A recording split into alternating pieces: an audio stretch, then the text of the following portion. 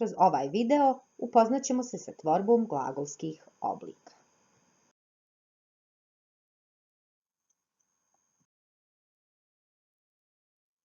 Govorit ćemo o glagolskim osnovama te specifičnostima tvorbe prostih i složenih glagolskih oblika.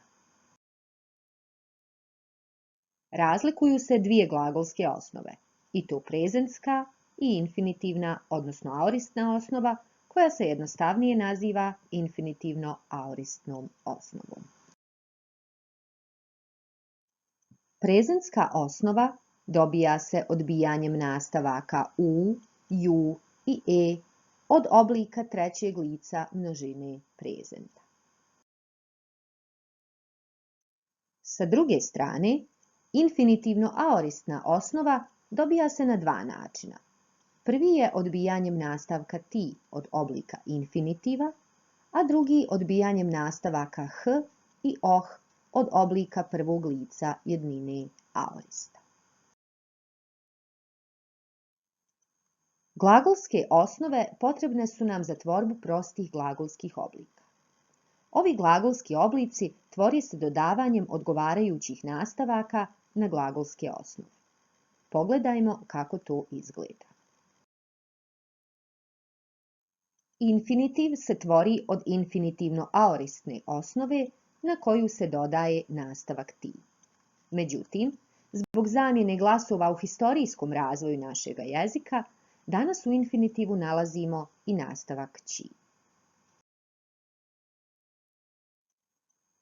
Prezent se tvori dodavanjem nastavaka za lica u jednini i množini na prezentsku osnovu.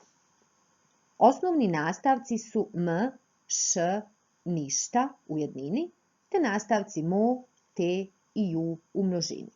U zavisnosti od samog oblika osnove, ovi nastavci se mogu proširiti tako da imamo i nastavke im, odnosno em.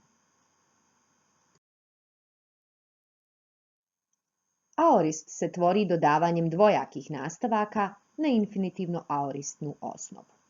Ukoliko osnova završava na samoglasnik, nastavci su h, ništa, ništa, smo, ste i še, a ukoliko osnova završava na suglasnik, nastavci su oh, e, osmo, oste i oše.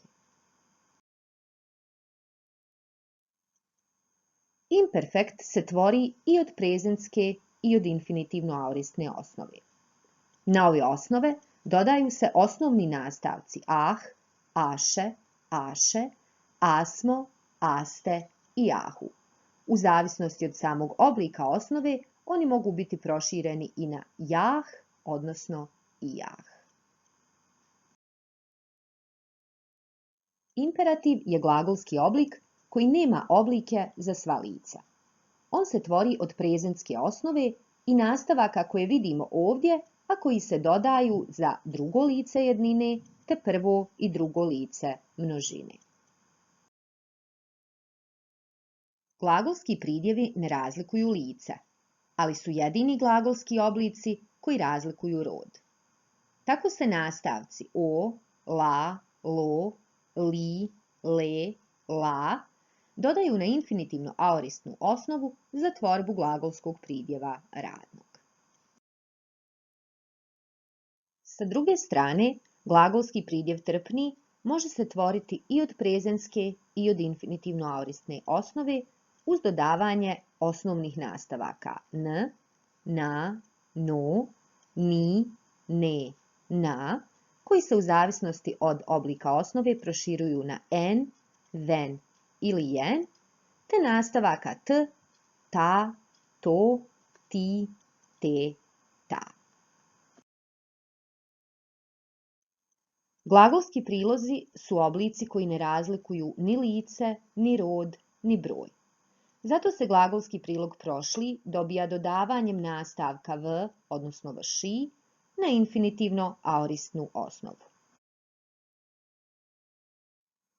Glagolski prilog sadašnji, s druge strane, jedini je glagolski oblik koji se ne tvori od osnove, nego se tvori od punog oblika trećeg lica množine prezenta na koji se dodaje nastavak ći.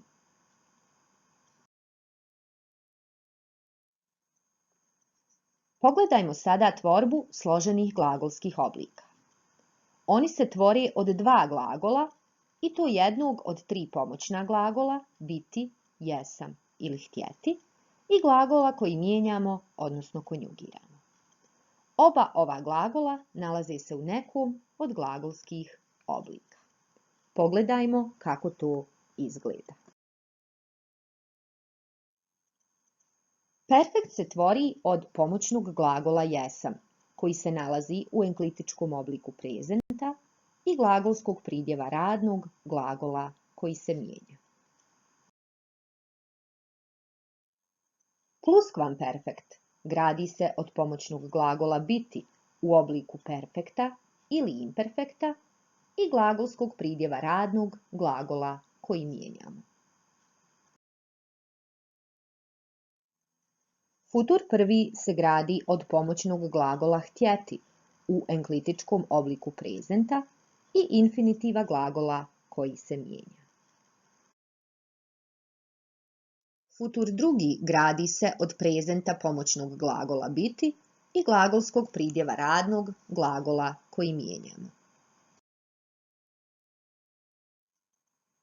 Potencijal prvi gradi se od glagola biti koji se nalazi u obliku aorista i glagolskog pridjeva radnog glagola koji se mijenja. I na koncu, potencijal drugi gradi se od pomoćnog glagola biti u obliku potencijala prvog i glagolskog pridjeva radnog glagola koji se mijenja.